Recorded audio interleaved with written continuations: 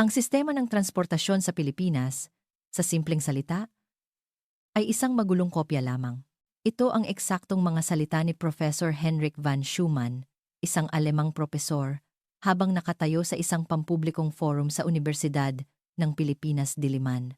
Mula sa entablado, tiningnan niya ang buong auditorium nang may likas na kayabangan sa kanyang boses. Walang orihinal na disenyo ng sistema, walang pilosopiya ng urbanidad. Nagpatuloy siya. Lahat ay simpleng panggagaya lamang sa mga modelo ng transportasyon ng Europa at Amerika. Ang buong auditorium ay nababalot ng katahimikan. Walang sino man ang tumutol. Nasiyahan siya sa katahimikang iyon. Itinuturing itong isang tahimik na pag-amin. Ngunit sino ang mag-aakala na 30 minuto lamang ang lilipas habang mag-isa siyang pumapasok sa istasyon ng Light Rail Transit, LRT, para sa kanyang susunod na survey sa biyaheng mula Central Terminal hanggang Gilpuyat Station. Isang di kapanipaniwalang payapang eksena ang magpapatigil sa kanya. Wala siyang sinabi. Basta't tahimik siyang nakatayo at nagmamasid. Ang tablet sa kanyang kamay ay hindi na niya binuksan pa. Inakala niyang ang urbanidad ng Pilipinas ay isa lamang kopya. Ngunit sa sandaling iyon, sa kauna-unahang pagkakataon, naramdaman niya kung paano maaaring maging maalalahanin, mapagkumbaba at mainit ang isang espasyong urbano. Buong gabi, hindi siya makatulog. Nakaupo sa kanyang desk sa hotel, malalim ang iniisip habang tinititigan ang litratong kuha niya sa istasyon ng tren. Nagsimula siyang magduda. Posible kayang ang syudad na ito sa Asya, na dati niyang itinuturing na atrasado at magulo, ay mas malapit pa sa tunay na sibilisasyon kaysa sa lugar na kanyang pinanggalingan. Berlin, Germany. Berlin, Germany. Enero 2025, halos 0 ang temperatura. Ang mga kalsada ng lungsod ay nababalot ng malamig na kulay abo. Sa loob ng isang silid-aralan sa Center for Transport Management ng Technical University of Berlin, mainit na nagde-debate ang maraming eksperto sa harap ng isang digital map. Ang nangunguna sa pulong ay ang pinakamataas na tagapayo sa urban planning ng lungsod, si Henrik von Schumann, na seryoso ang mukha habang nakaupo sa dulo ng mesa. Sa edad na 56, siya ay naging tagapayo na ng gobyerno ng Germany sa mga reforma sa transportasyon at nakilahok sa maraming malalaking smart city projects sa Europa. Tinatawag niya ang sarili bilang isang systemist, naniniwalang ang lohika, mga patakaran at kalkulasyon ay kayang lutasin ang lahat ng problema sa pampublikong espasyo. Para sa kanya, ang Asya ay isa lamang episyenteng paggawaan. Nang mabalitaan niyang kailangan niyang pumunta sa Pilipinas bilang isang observer delegate para sa isang smart transportation system tour, halos hindi niya naitago ang kanyang paghamak. Isang bansang umaasa sa turismo at agrikultura. Ano ang mayroon sa kanilang sistema ng transportasyon na dapat tingnan? Kahit gaano pa ito kamoderno, ito'y isang halo-halong hiram lamang. Pinayuhan siya ng kanyang superior na babaan ang kanyang mga inaasahan. Ang biyahe ay may simbolikong politikal na kahalagahan lamang, isang pagpapakita ng teknolohikal na interes ng Germany sa rehiyon ng Indo-Pasipiko. Para kay Henrik, ang isang simbolikong misyon na tulad nito ay perpekto para sa isang bakasyon. Habang nag-iimpake, halos wala siyang inihandang impormasyon. Nag-download lang siya ng simpleng mapa ng LRT 1 at MRT 3. Kahit ang research materials ay hindi niya binasa. Ang plano niya ay simple: pumunta roon, kumuha ng ilang litrato, magsalita ng ilang magagandang salita, at bumalik sa Berlin upang ulitin ang gasgas ng ulat na ang rehiyon ng Asya ay humahabol sa teknolohiya ng Europa. Maynila, Pilipinas, Mayo 8, 2025. Nagniningning ang ginintuang araw at ang hangin ay may tipikal na init at halumigmig. Ang Universidad ng Pilipinas Diliman ay nag-organisa ng isang pampublikong forum tungkol sa urban management na may temang ang landas tungo sa pagsasama, makataong sistema ng transportasyon at digital na urbanidad. Inimbitahan si Henrik bilang isang internasyonal na observer delegate, nakatakdang magsalita ng 11 ng umaga. Pag-akyat niya sa entablado, Isang bahagyang bulungan ang umalingaw-ngaw sa auditorium. Maraming Pilipinong akademiko, opisyal ng gobyerno, at estudyante ang naroroon. Marami ang nakarinig na sa pangalan ng ama ng European Systemism na ito. Ngunit walang sinuman ang nag-asahan na ang kanyang unang pangungusap ay magkakaroon ng ganoong tono. Ang sistema ng transportasyon sa Pilipinas, sa aking paningin, ay isang magulong kopya lamang. Marahan at malinaw niyang sinabi, ang mga dumalo na nakasuot ng translation headphones ay sabay-sabay na napakunot noo. Maging ito man ay ang smart system ng tren o ang tinatawag na application connectivity platform. Sa esensya, ito ay panggagaya sa mga modelo ng disenyo ng Europa o Hilagang Amerika. Kulang ito sa pilosopiyang estruktural at hindi nakalikha ng sarili nitong etika sa transportasyon. Maaaring kahanga-hanga kayo sa pag-ampon ng teknolohiya, ngunit hindi iyan isang sistema. Walang sinuman ang tumutol. Maging ang host ay magalang lamang na tumango. Lalong nasiyahan si Henrik sa katahimikang iyon. Sanay na siya sa ganitong mga sitwasyon. Ang kawalan ng debate ay karaniwang nangangahulugang, tama siya, iniligpit niya ang kanyang talumpati at bumaba ng entablado. Isang kasamang alemang mamamahayag ang nag-abot sa kanya ng isang bote ng tubig. Medyo mabigat yata ang mga salita mo. Nagkibit balikat siya. Sinasabi ko lang ang totoo. Ang Pilipinas ay pinalamutian lamang ang kanilang sistema para magmukhang mainit. Ngunit sa esensya, ito ay kopya pa rin. Uminom siya ng tubig na may halong pagmamalaki sa kanyang boses. Ngayong hapon, titingnan natin ang kanilang aktwal na sistema ng tren. Baka pati ang anunsyo sa speaker ay isang binagong bersyon lamang mula sa Aleman. Ano na, pagkatapos ng kanyang presentasyon, tinanggihan niya ang sasakyang inihanda ng mga organizer at nagpumilit na mag-isa siyang sumakay ng tren papunta sa City Traffic Operations Center. Gusto kong maranasan ang katotohanan, sabi niya. Ngunit ang totoo, gusto niyang maghanap ng mas maraming butas sa mismong lugar upang mas magkaroon ng bigat ang kanyang mga puna. Isakta 25 p.m. Pumasok si Henrik sa Central Terminal ng LRT. 1. Ang sahig ng istasyon ay malinis. Halos walang makitang kahit isang pirasong basura. Ang mga staff ng istasyon ay nakatayo sa isang sulok, marahang gumagabay sa mga pasahero. Walang sumisigaw, walang malakas na anunsyo sa speaker tungkol sa paparating na tren. Tanging ang mahinang electronic countdown sa itaas ng mga platform screen door. Sa tabi ng elevator, isang matandang hirap maglakad ang tinutulungan ng isang volunteer na makasakay sa tren. Pinagmasdan niya ang uniforme at koordinasyon ng mga volunteer. Sinusubukang humanap ng mali sa proseso, ngunit ang eksena ay napakapayapa at sanay na nakalimutan na niyang kumuha ng litrato. Nang makarating sa platform, pinili niya ang linya patungong Baklaran. Sinasadya niyang iwasan ang rush hour, iniisip na mas madaling makita ang tunay na kaguluhan sa labas ng peak hours. Bumukas ang pinto ng tren. Pumasok siya sa bagon at sa sandaling tumayo siya sa gitna. Naganap ang pagbabago. Hindi gaanong karami ang tao sa bagon, ngunit hindi rin ito bakante. Bawat pasahero ay tahimik na nakaupo. May ilang estudyanteng nagse-cellphone, isang batang ina na marahang tinatapik ang likod ng kanyang anak para makatulog. Sa tabi ng bintana, isang delivery rider ang nakasandal sa salamin, umidlip. Ang pinakagulat niya ay walang nag-uusap. Kahit ang tunog mula sa mga earphone ay hindi maririnig.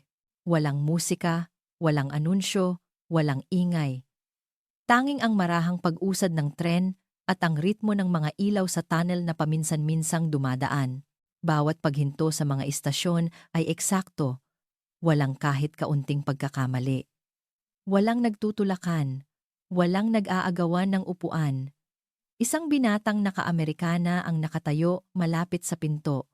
Nang bababa na siya, marahan niyang pinindot ang buton para buksan ang pinto at hinawakan pa ito para sa isang lola na kasunod niya. Walang salitang namagitan sa kanila. Sumara ang pinto ng tren. Si Henrik ay nakatayo pa rin, blanko ang isipan. Ito ba ang sistema ng transportasyon sa Asya?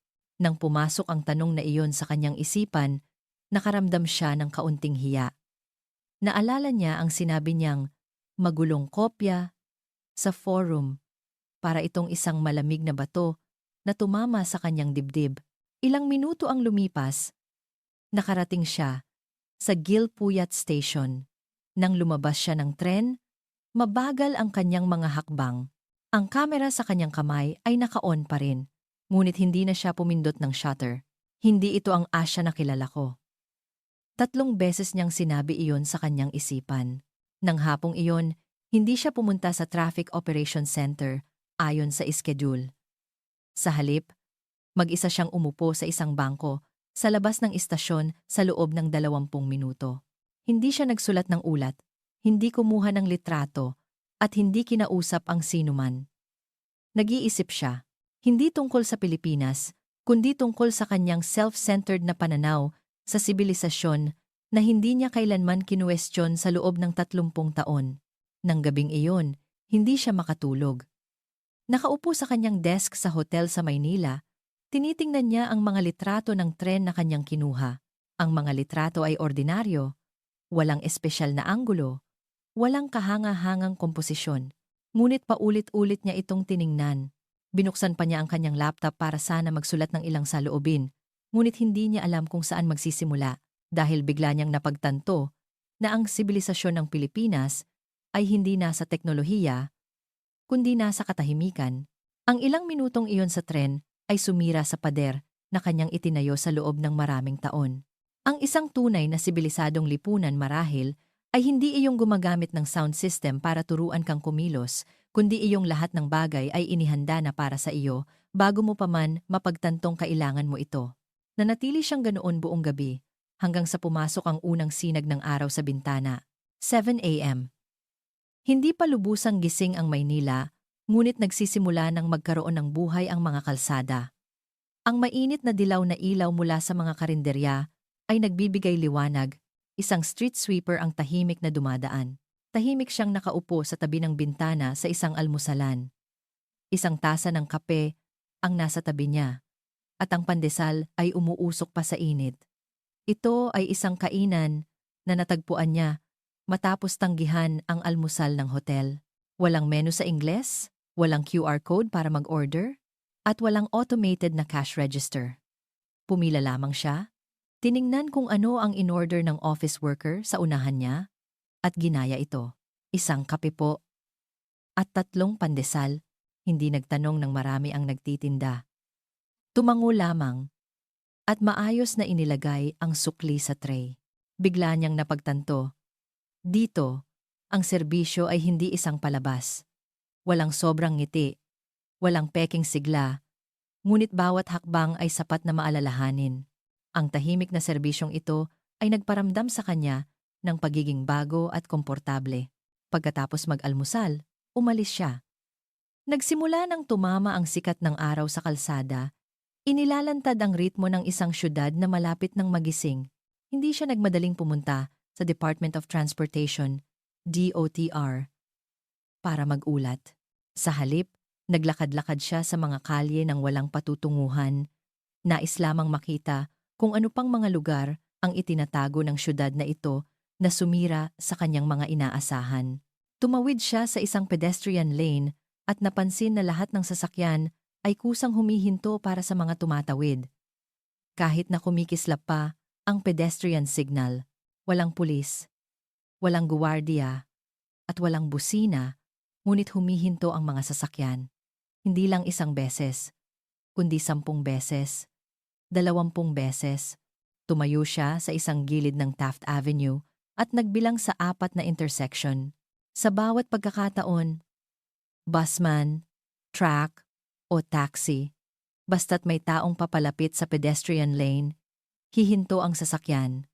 Walang nag-overtake, walang bumusina, para siyang nakatayo sa isang teatro kung saan lahat ay kusang sumusunod sa mga patakaran ng may pag-aalala. Lahat ay tahimik na nagtutulungan. Maayos na parang ang batas trapiko ay nakaukit na sa kanilang kaluluwa. Bigla niyang naisip ang mga pamilyar na kalsada sa Berlin. Sa bawat pag-ilaw ng berde, nagmamadaling aarangkada ang mga driver, at magkukumahog ang mga pedestrian. Kapag medyo mabagal, sisigawan ka. Ang sibilisasyon ng Germany ay itinayo sa pamamahala ng sistema at mahigpit na pagpapatupad ng batas. Ngunit ang Pilipinas ngayon ay nag-udyok sa kanya na mag-isip tungkol sa isang issue sa ibang antas. Posible kayang mabuo ang sibilisasyon nang hindi kailangang pilitin o paalalahanan na kusa itong nagiging perpekto? Nagpatuloy siya sa paglalakad. Sa isang hindi gaanong kapansing-pansing sulok ng kalye, nakakita siya ng isang maliit na pampublikong aklatan. Walang bakod, walang security guard. Sa labas ng pinto, ilang matatanda ang nagpapainit sa araw at ilang bata ang nagbabasa ng comics sa tabi. Pumasok siya sa aklatan. Walang pumigil, walang nagtanong. Ang hangin ay amoy lumang libro. Malinis ang sahig, maayos ang mga estante, at malumanay ang ilaw. Ang mga kabataan ay nakayuko sa kanilang mga gawain. Marahang binubuklat ng mga bata ang mga libro. Maging ang service counter ay tahimik, tumutugon lamang kapag kinakailangan. Ang buong espasyo ay parang isang tahimik na tumitibok na puso ng syudad. Kumuha siya ng isang libro, isang lokal na pag-aaral sa kasaysayan ng pag-unlad ng transportasyon sa Pilipinas. Mula sa pagpaplano ng mga riles ng tren noong unang panahon hanggang sa pagpapalawak ng mga kalsada at ang pag-unlad ng smart transportation systems sa nakalipas na 20 taon. Bawat yugto ay isinulat ng malinaw at may pagpapakumbaba. Bihira siyang makakita ng isang akda tungkol sa urbanidad na ganito katapat. Walang pagmamalabis, walang pagtatakip. Inilalahad nito ang mga problema, sinusuri ang mga kabiguan at ginagamit ang mga maling karanasan bilang mahalagang aral. Nagbasa siya sa loob ng 2 oras na parang nagbabasa ng isang aklat ng pag-amin mula sa isang bansang hindi niya kailanman lubos na naunawaan. Bigla niyang napagtanto na ang kanyang mga hatol sa Pilipinas noon ay hindi lamang mali, kundi lubhang mapagmataas. Hindi niya kailanman tunay na pinakinggan ang kwento ng lugar na ito. Ginamit lamang niya ang pamantayan ng Europa para sukatin ang lahat. Tanghali, umalis siya sa aklatan. Mas matindi na ang sikat ng araw. Pumasok siya sa isang kalapit na convenience store para lamang bumili ng isang bote ng tubig, ngunit muli siyang natigilan sa tanawin sa kanyang harapan. Ito ay isang maliit na 7-Eleven. Ngunit ang espasyo ay ginamit ng husto. Ang cashier ay nagkwekwenta habang nakikipag-usap sa isang suking customer. Isang rider ang nag-i-scan ng barcode para kunin ang isang package. Sa likod, 2 estudyante ang kumakain sa isang maliit na mesa, tahimik na nag-uusap tungkol sa kanilang takdang aralin. Sa ref, hindi lang soft drinks ang laman, kundi pati na rin unsweetened tea, juice, yogurt na maayos na nakaayos, at kahit mga herbal drinks at mineral water na malinaw ang pinagmulan. Pumili siya ng isang bote ng mineral water at isang rice meal. Habang nagbabayad, marahang nagtanong ang staff. "Painitan po natin, sir?" Automatiko siyang sumagot. "Huwag na. Salamat." Pagkatapos ay nagtanong, "Pwede ba akong kumain dito?" "Opo." May mga kutsara at tinidor at sili sa tabi. Ang boses ay hindi sobrang sigla. Hindi rin sobrang lamig. Parang nakikipag-usap lang sa isang kapamilya. Nakahanap siya ng upuan sa tabi ng bintana. Katabi niya ay isang sanitation worker na nakauniporme at kumakain ng instant noodles. Napansin niyang pagkatapos kumain ng lalaki, maayos niyang nilinis ang kanyang pinagkainan, itinapon ang basura, at pinunasan ang mesa bago umalis. Walang sino mang nagbabantay o nagpapaalala. Ang imaheng ito ay muling tumatak sa kanya. Sa Berlin, hindi kailanman nangyayari ang ganitong eksena. Ang mga convenience store sa Europa ay mga functional na espasyo, hindi lugar para sa social interaction o tiwala. Ngunit dito, ito ay isang karugtong ng isang sistema ng pagtutulungan sa komunidad, isa pang munting sibilisadong lipunan. Sa wakas, naunawaan niya. Ang sibilisasyon ng Pilipinas ay hindi tungkol sa ipinagmamalaking high-tech, kundi sa pagtatago ng sistema sa bawat tila maliit na kilos. 10 PM, sa wakas, nakarating siya sa Department of Transportation. Plano niyang gamitin ang kanyang posisyon bilang internasyonal na tagapayo para ituro ang ilang problema, ngunit pagpasok niya, naging tahimik siya. Ang sumalubong sa kanya ay hindi isang mataas na opisyal, kundi isang batang inhinyero na nasa mga 30 taong gulang. Mahinahon ang kanyang boses, nagsasalita ng Taglish na medyo nag-aalangan, ngunit ang nilalaman ng kanyang presentasyon ay napakalinaw. Ipinakita niya kay Henrik ang mga sistema ng traffic control, ang pamamahala ng Green Wave, ang real-time incident response platform, ang mga system settings para sa mga pedestrian, at maging ang isang AI model na hinuhulaan ang pag-uugali na inuuna ang tao kaysa sa sasakyan. Hindi ito simpleng panggagaya sa Europa.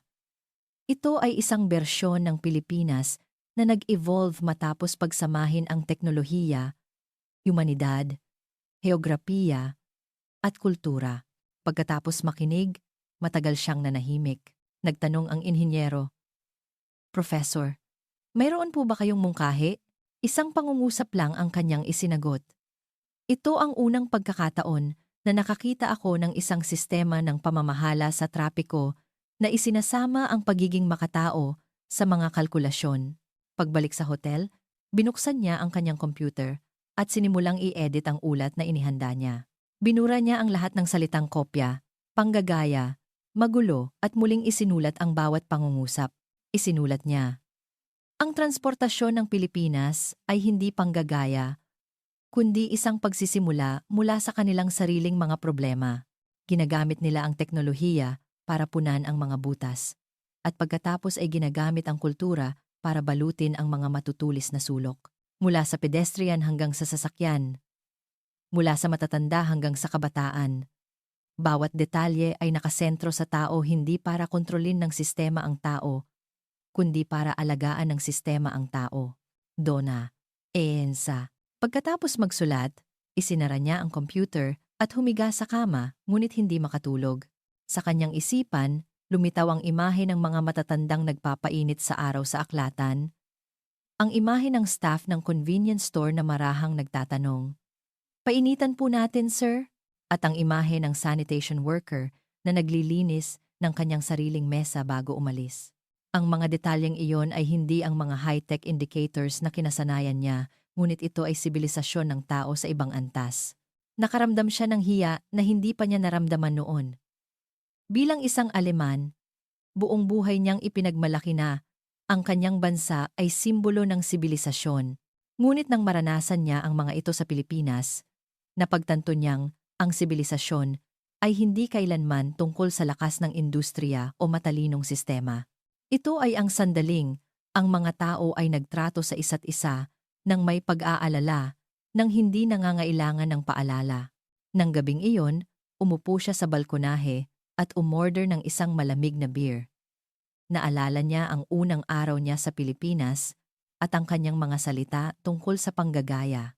Naalala niya ang kanyang mayabang na pahayag sa forum.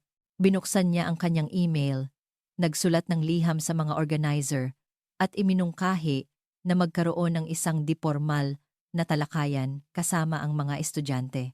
Nais niyang linawin sa publiko ang kanyang tunay na pag-unawa sa sistema ng transportasyon ng Pilipinas. At gusto rin niyang pakinggan kung paano tinitingnan ng mga kabataang Pilipino ang kanilang lungsod. Sa sandaling pinindot niya ang send, nakaramdam siya ng gaan na hindi pa niya naramdaman. Dahil sa sandaling iyon, sa wakas ay binitiwan niya ang kanyang posisyon bilang isang system expert at naging isang mag-aaral, nagsisimulang tunay na maunawaan ang sibilisasyon ng ibang lahi. Ang talakayan kasama ang mga estudyante ay ginanap sa isang maliit na lecture hall sa College of Social Sciences and Philosophy ng UP Diliman, 9:30 ng umaga ng Sabado. Nag-alala ang mga organizer na masyadong maaga ang oras at weekend pa.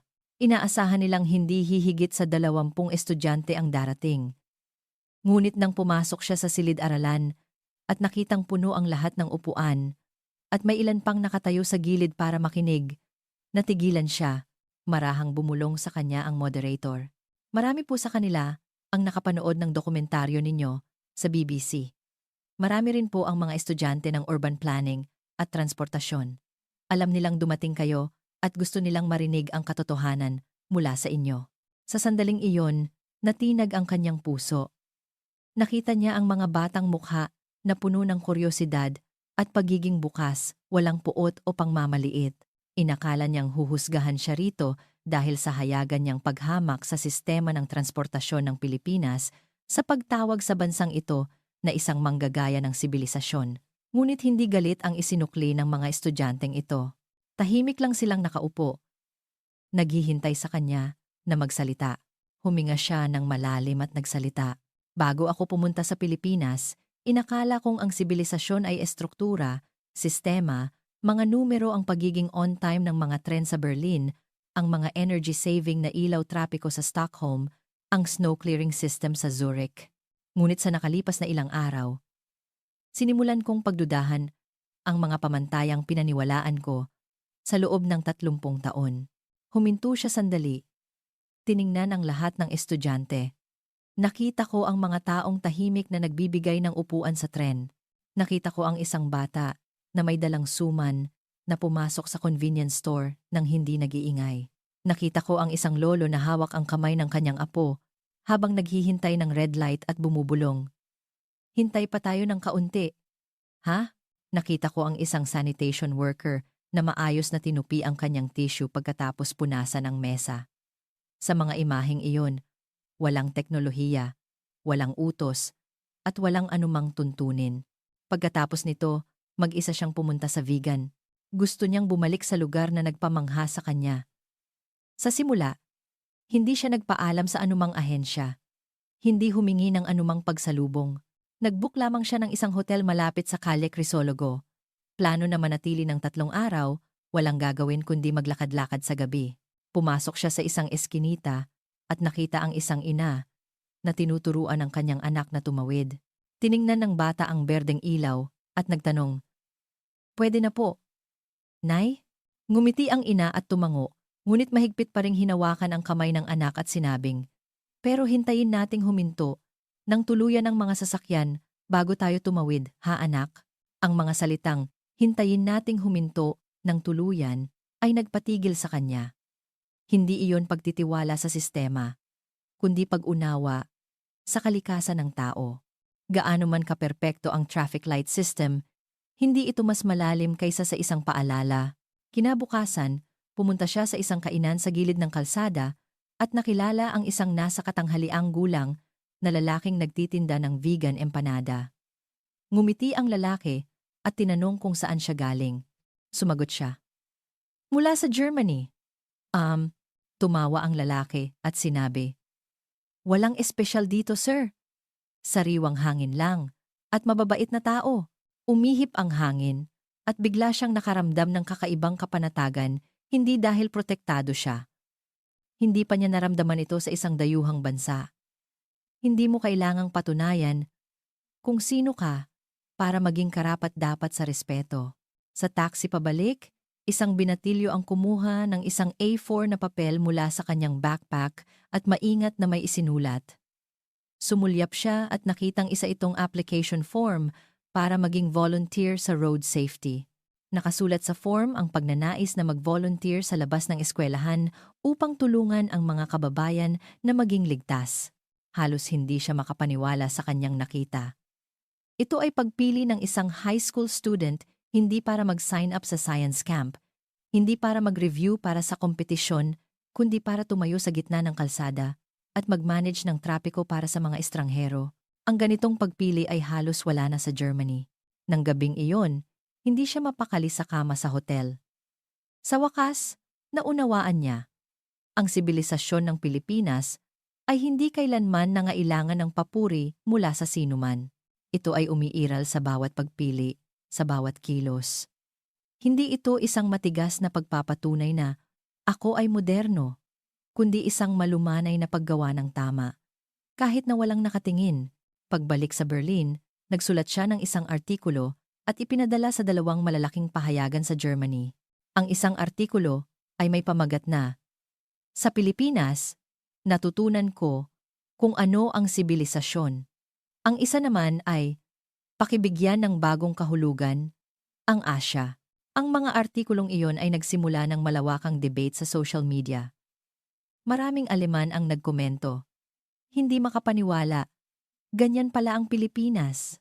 Akala natin tayo ang pinakamagaling, puro kayabangan lang pala. Kung ang sibilisasyon ay hindi nagmumula sa deklarasyon, kundi sa araw-araw na kilos, kung gayon, tayo na ba ay bumabagsak? Nakipag-ugnayan sa kanya ang BBC, umaasang gawing dokumentaryo ang kanyang karanasan sa Maynila at Vigan. Hindi siya agad pumayag, sinabi lamang. Handa akong mag-film, pero ayokong mag-interview ng mga sikat na tao, ayokong kunan ang mga tagumpay sa teknolohiya. Gusto kong kunan ang mga bata sa pedestrian lane, ang mga matatanda sa aklatan sa umaga, at ang mga night shift na staff sa convenience store. Sa simula, nagduda ang production team. Mariin niyang iginiit. Iyon mismo, ang puso ng sibilisasyon ng Pilipinas. Matapos ipalabas ang programa, ang mga manonood mula sa iba't ibang bansa tulad ng UK, Germany at Japan ay nagpadala ng maraming komento. Ang pinakatumatak sa kanya ay mula sa isang ina sa UK. Ang anak ko, pagkatapos mapanood ang dokumentaryo, ay nagsabi sa akin, Mommy, kung makakapag-aral ako sa Pilipinas balang araw, hindi na ako mag-aalala sa pagpasok sa eskwela araw-araw. Matapos basahin iyon, matagal siyang nanahimik. Ilang buwan ang lumipas, inimbitahan siyang bumalik sa Pilipinas. Sa pagkakataong ito, mula sa lungsod ng Maynila, inaanyayahan siyang maging opening speaker para sa International Urban Observers Program. Pumayag siya ng walang pag-aalinlangan. Sa sandaling tumapak siya sa lupain ng Pilipinas, hindi na siya isang alemang eksperto na naghahanap ng mali. Para siyang isang manlalakbay na bumabalik sa isang pamilyar na tahanan. Ang una niyang destinasyon ay hindi ang City Hall. Sumakay siya ng LRT, diretso sa Gilpuyat Station. Ang bagon ay tahimik pa rin. Maayos pa rin ang mga upuan. At ang mga pasahero ay nagbabasa, nagse-cellphone, o tahimik na kumakain. Nakatayo siyang nakatingin sa mga ilaw na mabilis na umaatras sa labas ng bintana. Isang damdamin ang unti-unting umusbong sa kanyang puso. Pagdating ng tren sa istasyon, hindi siya nagmadaling lumabas. Umupo siya sa isang upuan, kinuha ang panulat at papel, at isinulat ang isang pangungusap. Dati, inakala kong ang sibilisasyon ay isang perpektong idinisenyong sistema. Ngayon, alam ko nang iyon ay simula pa lamang. Ang tunay na sibilisasyon ay kapag hindi mo na kailangang paalalahanan, ngunit handa ka pa ring gumawa ng mabuti para sa isang estranghero. Ang pangungusap na ito ay naging pambungad na salita sa librong isinulat niya kalaunan. The Reversal of Civilization. All that I learned in the Philippines. Sa huling gabi ng kanyang biyahe, bumalik siya sa convenience store na nagbigay sa kanya ng kanyang unang karanasan. Bumili siya ng isang rice meal at isang lata ng beer. Ang staff ay bago na at hindi siya nakilala. Marahan lang na nagsabi, "Painitan po natin, sir?" Ngumiti siya at sinabi, "Ako na lang." Apply na. Umupo siya sa pwesto sa tabi ng bintana, kumakain habang pinagmamasdan ng mga tao sa kalye. Sa kanyang earphones, pinatugtog niya ang recording ng anunsyo sa tren na espesyal niyang in-save. Hindi para pag-aralan, kundi dahil sa pananabik sa tahimik, ngunit tiyak na tunong iyon. Lumalalim ang gabi. Ang ilaw sa convenience store ay mainit pa rin at ang kalsada sa labas ay may mga dumadaan pa rin. Bawat isa ay may sariling direksyon, ngunit walang kahit katiting na kaguluhan. Mahina siyang bumulong sa sarili. Kaya pala, ang sibilisasyon ay hindi tungkol sa pagiging katulad ng Europa, kundi kapag ang isang taga-Europa ay dumating dito at handang manahimik upang magsimulang matuto muli. Tumingin siya sa isang sulok ng tindahan kung saan may nakasabit na anunsyo. Maaaring hindi ang aming tindahan ang pinakamoderno, ngunit gagawin namin ang aming makakaya para maging komportable ang lahat ng pumapasok dito. Ngumiti siya. Sibilisasyon. Ito pala ang pakiramdam na iyon. Nang matapos ang kwento, hindi na siya isang eksperto, hindi na isang observer. Kung ikaw ay naantig na ng isang magiliw na salita o isang hindi sinasadyang kilos sa isang sulok ng kalye, mangyaring mag-iwan ng komento. Ipaalam sa amin kung ano ang tunay na sibilisasyon sa iyong puso. Huwag kalimutang mag-subscribe. Patuloy kaming maghahatid ng mga kwentong totoo, tahimik, ngunit may kakayahang baguhin ang iyong pananaw. Kung nagustuhan ninyo ang nilalaman ngayon, mangyaring bigyan kami ng isang like upang mas marami pang tao ang makakita sa init ng syudad na ito. Salamat sa panonood hanggang sa dulo. Hanggang sa muli.